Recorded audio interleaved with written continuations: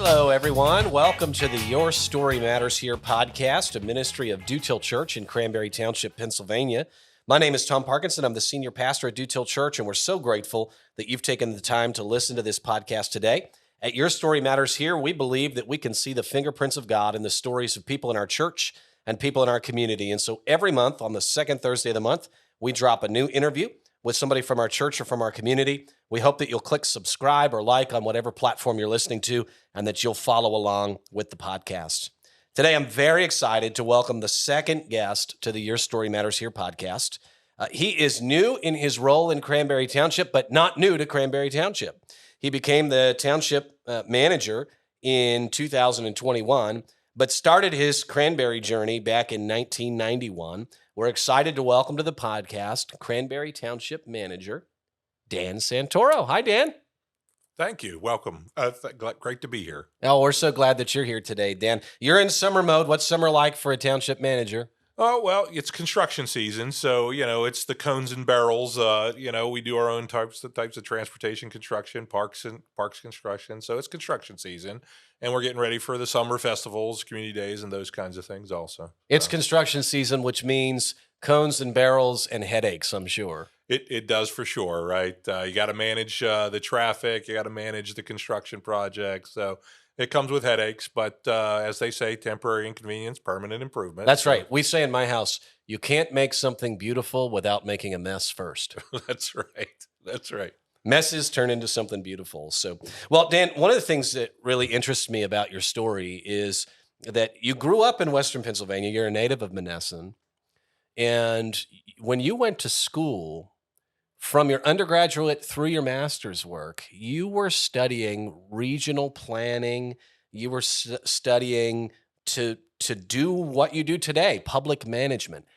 And I'm just interested, how did you get interested in that? And now you've given pretty much your whole professional life to that career field. How did that, what kind of started that desire in you? Yeah, so that's a pretty funny story, I would say, because you would think that, my undergraduate degree was planning.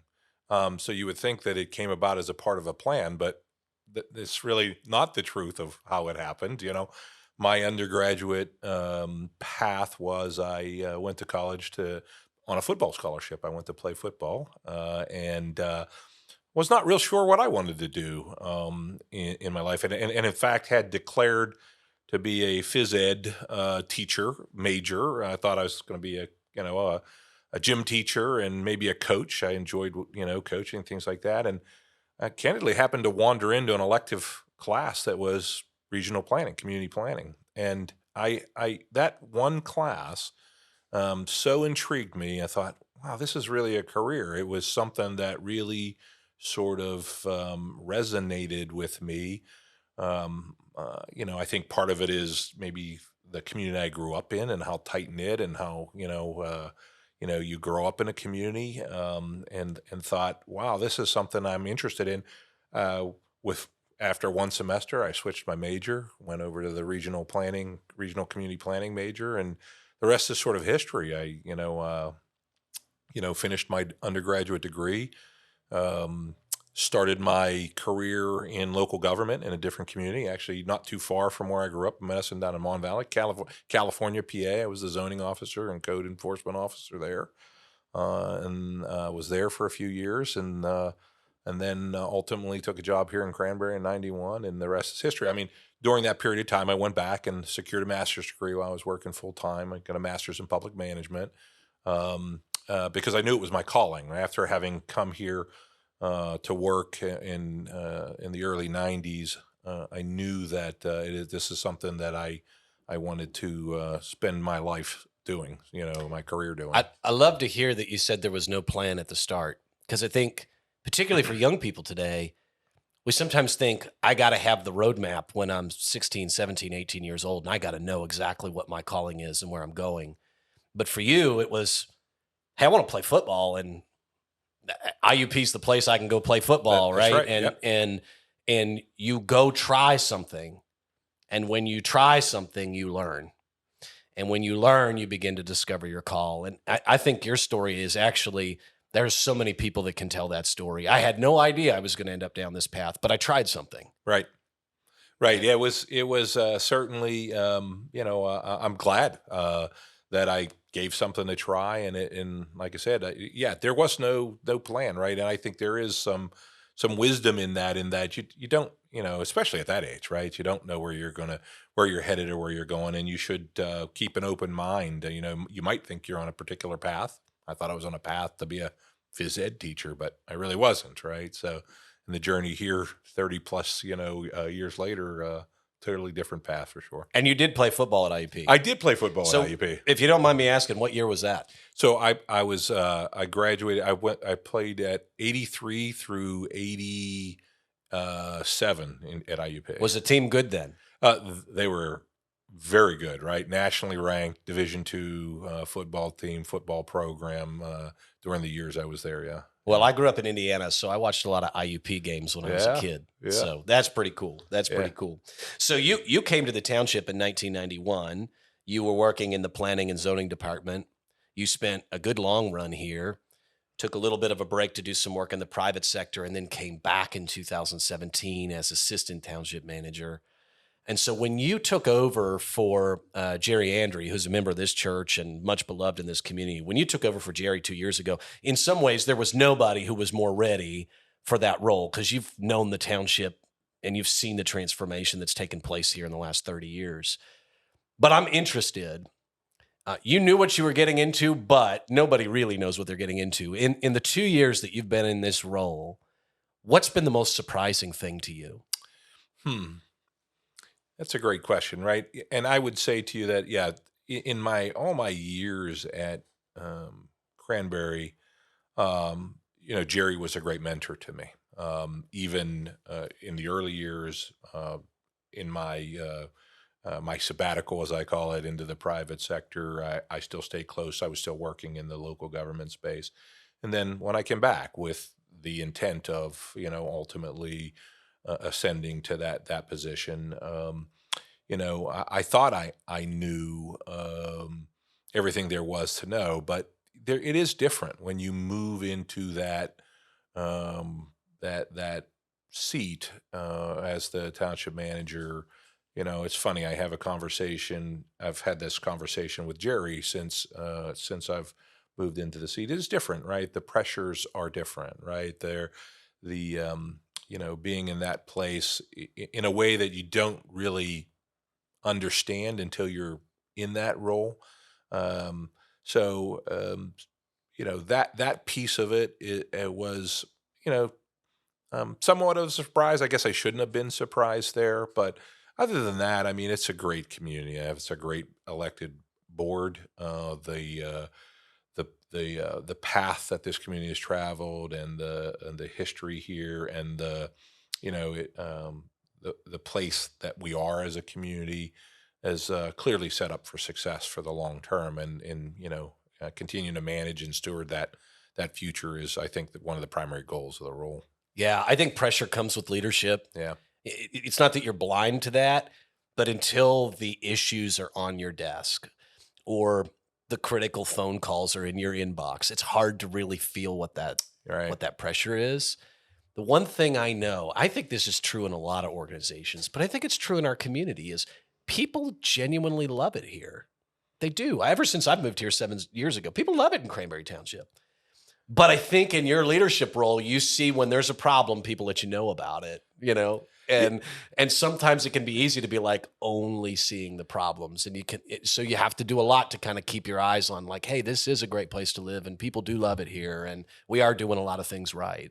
Yeah, I think that's so true, Tom. I think that it's easy to get caught up in the fringe of those who are dissatisfied about any particular topic or issue, and there are lots of them, right?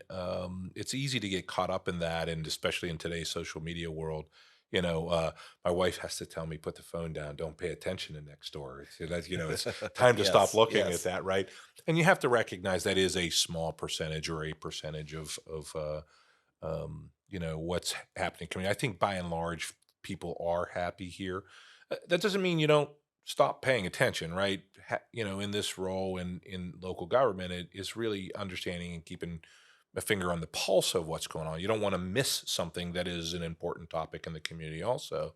So it is important to stay in touch, but you can't get wrapped up in, no matter what the decision is, there will be someone obviously that's unhappy with that, right? There's no 100% Now, in this world. Dan, I'm a pastor. I've never experienced a group of people where somebody's unhappy. It's never happened. Not sure I believe that, Tom. It never happens. It happens, right? Because people That's are right, people, right, right? right. And I think it's a beautiful thing. And I think one of the beautiful challenges of leadership is, being willing to face the problems, not denying them, being willing to face the problems, but also being willing to celebrate the successes. Yeah. And I do think this community does a good job at celebrating successes. We cut a lot of ribbons in this place. We celebrate when local businesses open up. We celebrate when we have, accomplishments in our parks and rec programs. And, I think that's part of what it is to be a leader. It's you got to celebrate the success and face the problems, and you got to do it all on the same day. Well, I absolutely agree with that, right? If I learned a long time ago, if and from my predecessor, right, in all the things that were going on, if you're not telling your story as a community or whatever the organization is you belong with, someone else is, and it might not be the narrative that is the one that is appropriate or you think, right? So it's important that you are celebrating those successes, telling the story, communicating to the community of the things that are going on, and it's not, in nowadays a 145 character post on some social media site that becomes somehow the truth of what's going on in the community. So it is really important. Even more important, I think, is as we've sort of evolved in the social media age, right? It really is important. Yeah. Well, I want to give you a chance to talk a little bit about your story and particularly your vision for Cranberry Township. So you've been in the manager's role now for 2 years, and we've had this thing called the Cranberry Plan for decades that's been kind of guiding the development of the township. But I want you to share with us, what's your vision for the next 10 years in Cranberry, and if you could maybe even pick 2 or 3 key opportunities you think our community has that if we seize hold of these opportunities, it's really going to set us up for the next decade. Yeah. So that's a great question, right? Well, I am a big believer in the plan. I was here when we started the planning initiatives early on. I would say the elected officials and the community started back in the mid '90s, where we sort of wrestled control, the growth, the path of this community back. So have been involved in that planning for a lot of years. So I'm a strong believer in a strong plan, because if you don't have a plan and know where you're going, where you're going to end up, right? So but I think some of the opportunities, right? I think we need to continue to work and focus on planning initiatives. I think we need to be looking 10 and 15 years out. So on the planning side, I think in the not too distant future, it'll be time for some updates to the plan. I think we've been working on those in pieces. I talk about redevelopment of the commercial core of Cranberry Township, and everybody wonders, what are you talking about? Why are we talking about redevelopment? Because it's healthy and it continues to be healthy. It is, and it will continue to be for the next decade or two or more, until it's not. And, we're looking at things like the way we shop is changing. What does that mean to a strong commercial core in a community like Cranberry? We're changing the way we work. What does that mean towards, to the office parks and things like that? So I think answering those questions from a planning perspective, they're not threats in 5 years or even 10 years, but they are things that we need to be thinking about long term. But in terms of, the exciting opportunities on the horizon, right? There's a couple of things going on that I think are really exciting, right? We're going through a comprehensive parks, recreation, and open space plan. That is all about the quality of life, amenities, and assets that this community offers to the residents. Those are the things that drive a family-friendly community. So continuing to focus on those things in the next 5 to 10 years that are important to continue to make this a great place to live and raise a family are important. Some of the things I think that we've recently worked on and are going to continue to look towards in the future is the POW farm. That's an exciting opportunity. The township acquired that, 80-acre farm here not too long ago, and turning that into a public amenity where the community can enjoy in a way that is appropriate and preserving its agricultural roots and history is a really exciting opportunity. I think coming out of this comprehensive parks, recreation, open space plan, the question becomes what is the next, um, you know, uh, opportunity in terms of recreational assets or amenities? Like what's next, right? There has been talk in the past about a community center or a recreation center, an arts center. Where does that fit in the community? Is that something the community embraces? Is something that we should look at? I think that as we continue to look at the population here, is that something this community wants or needs or would like to have, and working through that sort of sort of question and public process, to get keen input. So those are some exciting sort of opportunities. Those I really think that the next 5 to 10 years continue to focus on those quality of life amenities and assets.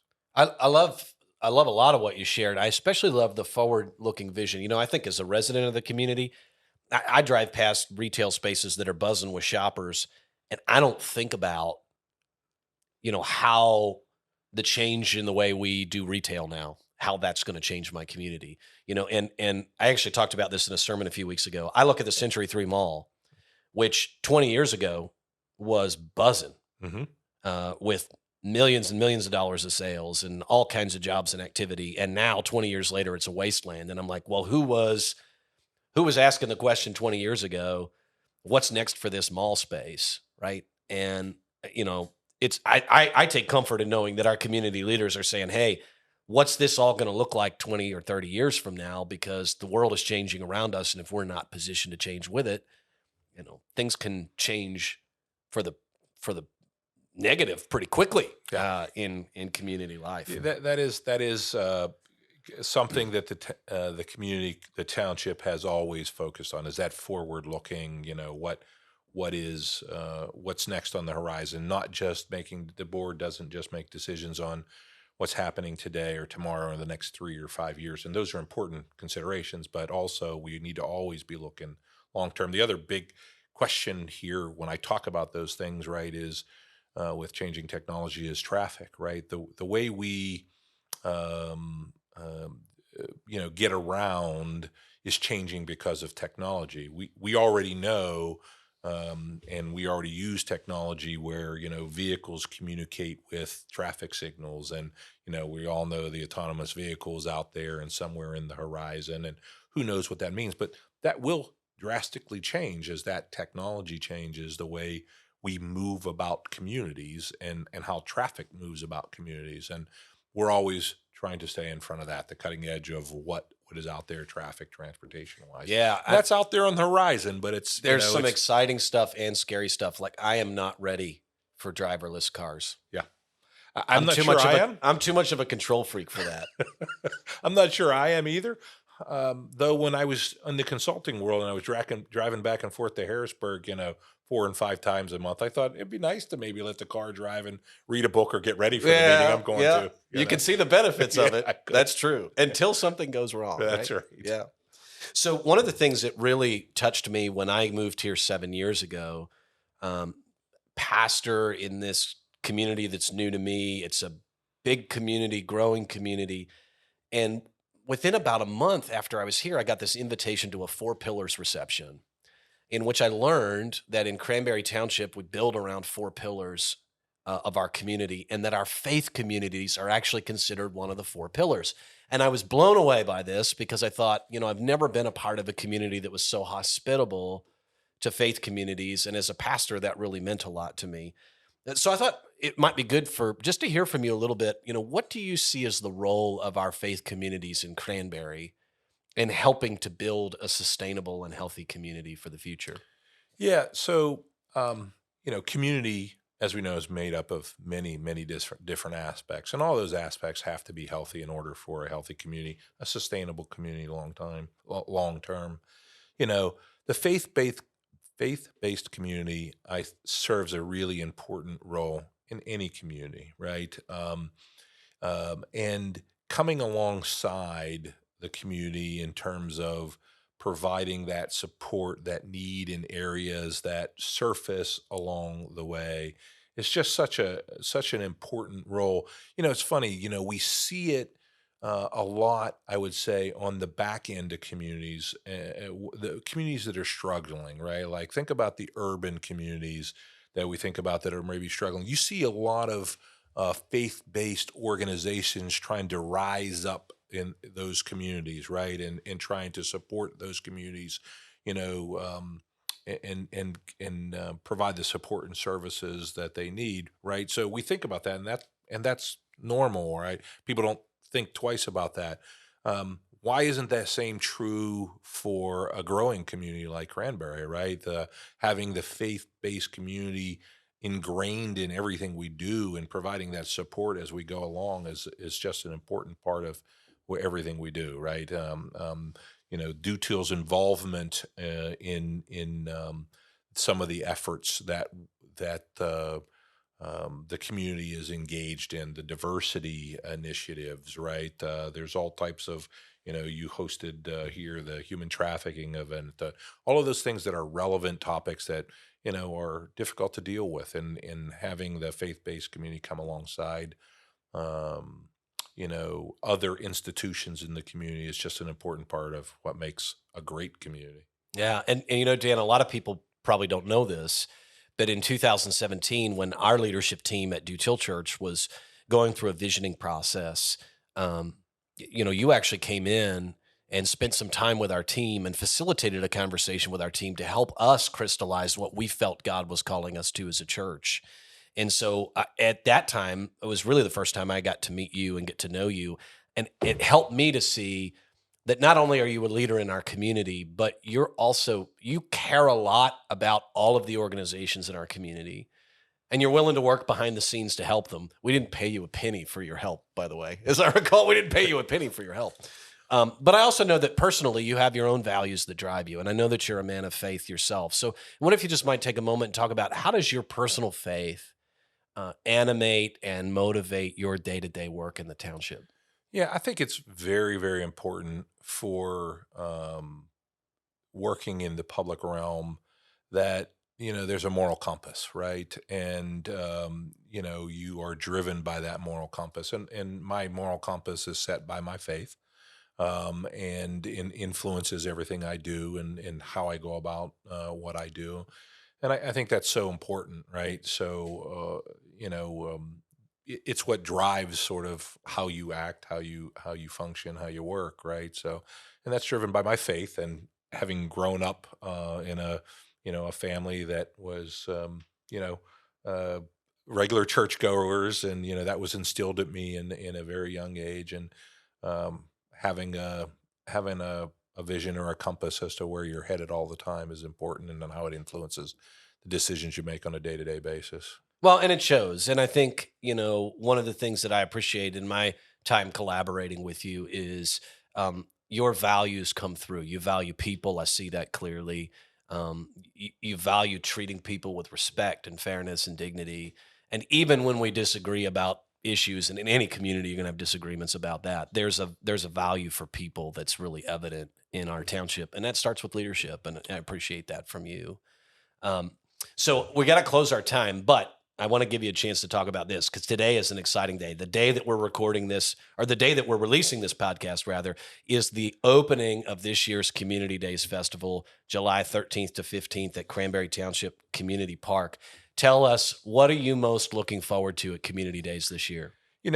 Community Days has and will continue to be a celebration of community, right? The thing that is most exciting is really bringing together of the community, right? It's an event put on in part by the township, but spearheaded by the Cranberry Township Community Chess (CTCC), which is a group of organization that tries to bring together nonprofit organizations that provide service to the community, but also the business community. All of those four pillars. I think that's a real place where you see those four pillars come together and work together.